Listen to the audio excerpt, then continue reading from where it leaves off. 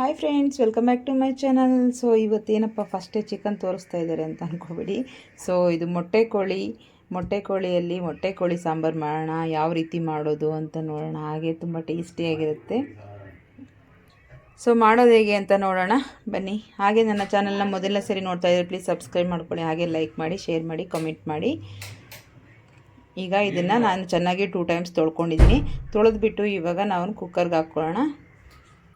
ಈಗ ಕುಕ್ಕರ್ ಇಟ್ಕೊಂಡಿದ್ದೀನಿ. ಚೆನ್ನಾಗಿ ಇದು ಒಂದು 10 ವಿಸಿಲ್ಸ್ ಹಾಕಿಸ್ಬೇಕು. ಇದು ಇಲ್ಲಾಂದರೆ ಅಷ್ಟು ಬೆಂದಿರಲ್ಲ. ಸೊ ನಾವು ಒಂದು 10 ವಿಸಿಲ್ಸ್ ಹಾಕ್ಕೊಂಡ್ರೆ ಚೆನ್ನಾಗಿ ಬೇಯುತ್ತೆ. ಆವಾಗ ತುಂಬ ಟೇಸ್ಟು ಚೆನ್ನಾಗಿರುತ್ತೆ. ಇಲ್ಲಾಂದರೆ ಅಷ್ಟೊಂದು ಚೆನ್ನಾಗಿರಲ್ಲ, ಮೂಳೆ ಥರ ಇರುತ್ತೆ. ಅಗಿಯೋದಕ್ಕೂ ತುಂಬ ಕಷ್ಟ ಆಗುತ್ತೆ. ಸೇಮ್ ನಾಟಿ ಕೋಳಿ ಇದು ಎರಡು ಒಂದೇ ಥರ ಅನಿಸುತ್ತೆ.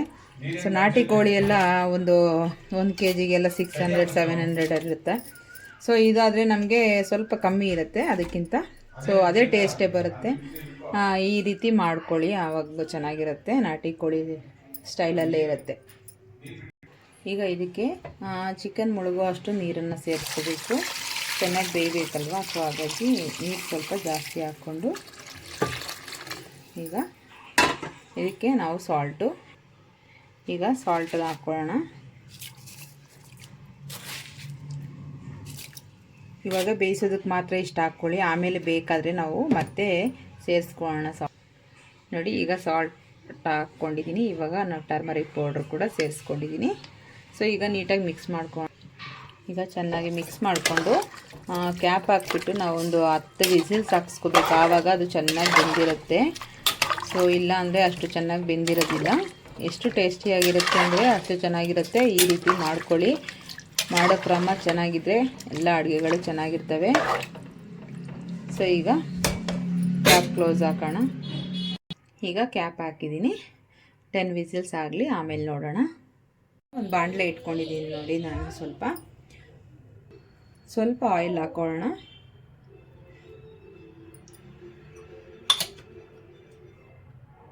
ಈಗ ಒಂದು ಸ್ವಲ್ಪ ಚಕ್ಕೆ, ಒಂದೆರಡು ಏಲಕ್ಕಿ, ಒಂದು 4 ಪೀಸ್ ಲವಂಗ, ಒಂದು 2 ಪೀಸ್ ಮೆಣಸು ಹಾಕ್ಕೊಂಡಿದ್ದೀನಿ. ಹಾಗೆ ಚಿಕ್ಕ ಸಾಂಬಾರು ಈರುಳ್ಳಿ, ಈ ರೀತಿ ಚಿಕ್ಕಾಗಿರೋದು ತುಂಬ ಚೆನ್ನಾಗಿರುತ್ತೆ.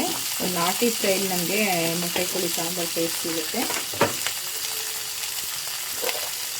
ಹಾಗೆ ನೋಡಿ ಶುಂಠಿ ಬೆಳ್ಳುಳ್ಳಿ,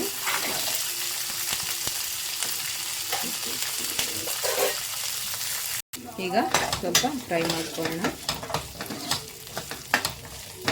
ಈ ರೀತಿ ಮಾಡ್ಕೊಂಡು ನೋಡಿ ಒಂದ್ಸರಿ, ನಿಮಗೆ ಯಾವ ರೀತಿ ಇರುತ್ತೆ ಟೇಸ್ಟು ಅಂತ. ಅಷ್ಟು ಚೆನ್ನಾಗಿರುತ್ತೆ. ಹಾಗೆ ನಾನಿಲ್ಲಿ 1½ ಟೊಮೆಟೊ ಕಟ್ ಮಾಡ್ಕೊಂಡಿದ್ದೀನಿ. ಈ ರೀತಿ ಸ್ಲೈಸಾಗಿ.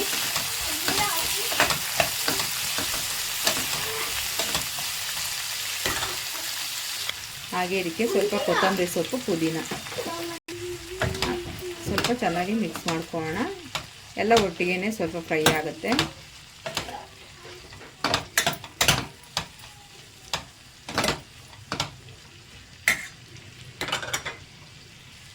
ಹಾಗೆ ಇದಕ್ಕೆ ಸ್ವಲ್ಪ ಅರಿಶಿನ ಪುಡಿ, ಹಾಗೆ ಇದಕ್ಕೆ ನಾವು ರೆಡ್ ಚಿಲ್ಲಿ ಪೌಡರ್ ಸೇರಿಸ್ಕೊಳ್ಳೋಣ. ನಿಮಗೆ ಖಾರಕ್ಕೆ ಎಷ್ಟು ಬೇಕೋ ಅಷ್ಟು ನೋಡಿ ಸೇರಿಸ್ಕೊಳ್ಳಿ. ಇನ್ನು ಇಲ್ಲಿ ಈ ಸ್ಪೂನಲ್ಲಿ 2½ ಟೇಬಲ್ ಸ್ಪೂನ್ ಅಷ್ಟು ಸೇರಿಸ್ಕೊಂಡಿದ್ದೀನಿ. ಹಾಗೆ ಇದಕ್ಕೆ ನಾನು ಧನಿಯಾ ಪುಡಿ ಕೂಡ ಸೇರಿಸ್ಕೊತಾ ಇದ್ದೀನಿ. ನಿಮ್ಗೆ ಎಷ್ಟು ಬೇಕೋ ಅಷ್ಟು ನೋಡಿ ಸೇರಿಸ್ಕೊಳ್ಳಿ, ನಿಮ್ಮ ಸಾಂಬಾರು ಕ್ವಾಂಟಿಟಿ ನೋಡಿಕೊಂಡು. ಈಗ ಮಿಕ್ಸ್ ಮಾಡ್ಕೊಳ್ಳೋಣ. ಡ್ರೈ ಮಸಾಲ ಈ ರೀತಿ ಎಲ್ಲ ಹಾಕಿ ಒಂದ್ಸರಿ ಫ್ರೈ ಮಾಡ್ಕೊಂಡು ಹಾಕಿ, ತುಂಬ ಚೆನ್ನಾಗಿರುತ್ತೆ. ಈಗ ಇದಾಗಿದೆ, ಆಫ್ ಮಾಡ್ಕೊಳ್ಳೋಣ. ಸ್ವಲ್ಪ ತಣ್ಣಗಾಗಲಿ. ತಣ್ಣಗಾದ್ಮೇಲೆ ನಾವು ರುಬ್ಕೊಳ್ಳೋಣ ಇದನ್ನು. ಈಗ ನೋಡಿ ನಮಗೆ ಚಿಕನ್ ಕೂಡ ಚೆನ್ನಾಗಿ ಬೆಂದಿದೆ. ಒಂದು 8-10 ವಿಸಿಲ್ಸ್ ಹಾಕ್ಸಿದ್ದೀನಿ. ಫುಲ್ ನೀಟಾಗಿ ಬೆಂದೋಗ್ಬಿಟ್ಟಿದೆ ನೋಡಿ. ಈ ರೀತಿ ಪುಡಿ ಆಗಬೇಕು, ಚೆನ್ನಾಗಿ ಬೆಂದಿದೆ ಅಂತ. ಸೊ ಈಗ ಇದನ್ನು ಇನ್ನೊಂದು ಪಾತ್ರೆಗೆ ಹಾಕ್ಕೊಂಡು, ಈಗ ಒಂದು ಕುಕ್ಕರ್ ಅದನ್ನು ತೊಳೆದ್ಬಿಟ್ಟು ಇಟ್ಕೊಂಡಿದ್ದೀನಿ. ಈಗ ಸ್ವಲ್ಪ ಆಯಿಲ್ನ ಸೇರಿಸ್ಕೊಳ್ಳೋಣ, ಜಾಸ್ತಿ ಏನು ಬೇಡ.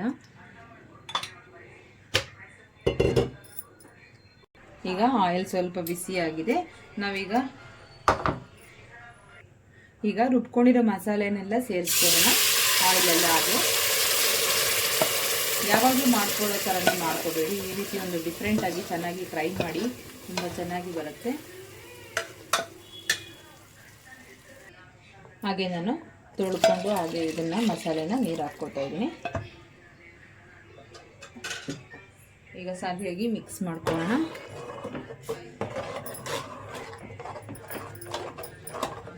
ಇದಕ್ಕೆ ಇನ್ನೂ ಒಂದೆರಡು ಐಟಮ್ ಹಾಕಬೇಕು. ಇದು ಸ್ವಲ್ಪ ಚೆನ್ನಾಗಿ ಕುದೀಲಿ. ಈಗ ನೋಡಿ, ಇವಾಗ ಕುದೀತಾ ಇದೆ. ಈ ಟೈಮಲ್ಲಿ ನಾವು ಬೇಯಿಸಿಟ್ಕೊಂಡಿರೋ ಚಿಕನ್ನ ಸೇರಿಸ್ಕೊಂಡ್ಬಿಡೋಣ. ನೀರು ಸಮೇತವಾಗಿ ಸೇರಿಸ್ಕೊಳ್ಳಿ. ನೋಡಿ, ಎಲ್ಲ ಸೇರಿಸ್ಕೊಂಡಿದ್ದೀನಿ ಈ ರೀತಿ.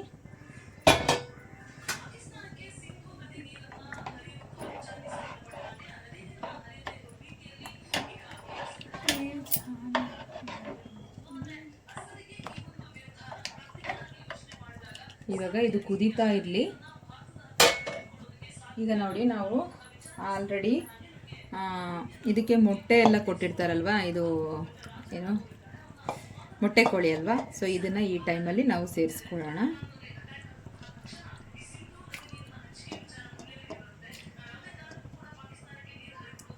ಈ ರೀತಿ ಇವಾಗ ಸೇರಿಸ್ಕೊಂಡ್ರೆ ನೀಟಾಗಿ ಬೇಯುತ್ತೆ. ಈಗ ನಾನು ಒಂದು ಬಾಣಲೆಯಲ್ಲಿ ಒಂದು ಸ್ವಲ್ಪ ಹುರ್ಗಡ್ಲೆ ಹಾಕ್ಕೊಂಡಿದ್ದೀನಿ. ಇದನ್ನು ಸ್ವಲ್ಪ ಫ್ರೈ ಮಾಡ್ಕೊಳ್ಳೋಣ. ಸಾಂಬಾರು ಕುದಿಯೋದಕ್ಕೆ ಇಟ್ಬಿಟ್ಟು ಆಮೇಲೆ ನಾವು ನೀವು ಮಾಡ್ಕೊಳ್ಳಿ, ಪರವಾಗಿಲ್ಲ. ಇದು ಲಾಸ್ಟಲ್ಲೇ ಹಾಕಬೇಕು. ನಾವು ಎಷ್ಟು ಬೇಕೋ ಅಷ್ಟು ಹಾಕ್ಕೋಬೇಕು. ಇದನ್ನು ಮಸಾಲೆ ಜೊತೆಲಿ ರುಬ್ಕೊಂಡು ಹಾಕ್ಕೊಂಡ್ರೆ ನಿಮಗೆ ಕ್ವಾಂಟಿಟಿಗಳು ಗೊತ್ತಾಗಲ್ಲ ಜಾಸ್ತಿ ಸಾಂಬಾರಿಗೆ ಅಂತ.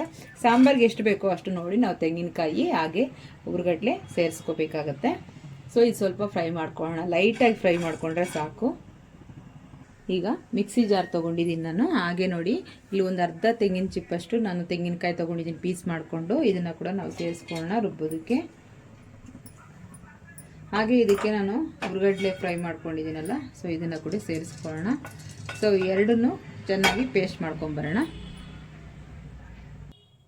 ಈಗ ನಾವು ರುಬ್ಕೊಂಡಿರೋ ಮಸಾಲೆನ ಇದಕ್ಕೆ ಸೇರಿಸ್ಕೊಳ್ಳೋಣ. ಈಗ ಹಾಗೆ ನಾವು ಇದಕ್ಕೆ ಸಾಲ್ಟ್ ಕೂಡ ಹಾಕ್ಕೊಳ್ಳೋಣ. ಯಾಕೆಂದರೆ ನಾವು ಆಲ್ರೆಡಿ ಆವಾಗಲೇ ಚಿಕನ್ ಬೇಯೋದಕ್ಕೆ ಮಾತ್ರ ಸಾಲ್ಟನ್ನು ಹಾಕ್ಕೊಂಡಿದ್ವಿ. ಸೊ ಈಗ ನಾವು ಸ್ವಲ್ಪ ಸಾಲ್ಟು ನೋಡಿ ಸೇರಿಸ್ಕೊಳ್ಳಿ. ಇನ್ನೊಂದು ಸರಿ ನೋಡಿ ಚೆಕ್ ಮಾಡಿ. ಒಂದು ಚೆನ್ನಾಗಿ ಕುದಿ ಬರಬೇಕು, ಆಮೇಲೆ ನೋಡೋಣ.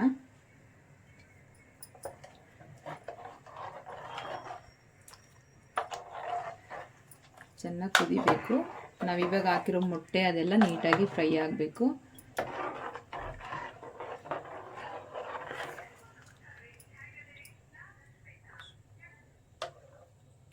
ನೋಡಿ, ಚೆನ್ನಾಗಿ ಕುದ್ದಿದೆ, ಸಾಂಬಾರು ನೀಟಾಗಿ ಆಗಿದೆ. ಈಗ ಸ್ಟವ್ನ ಆಫ್ ಮಾಡಿಕೊಂಡು ಪ್ಲೇಟ್ಗೆ ಸರ್ವ್ ಮಾಡ್ಕೊಳ್ಳೋಣ.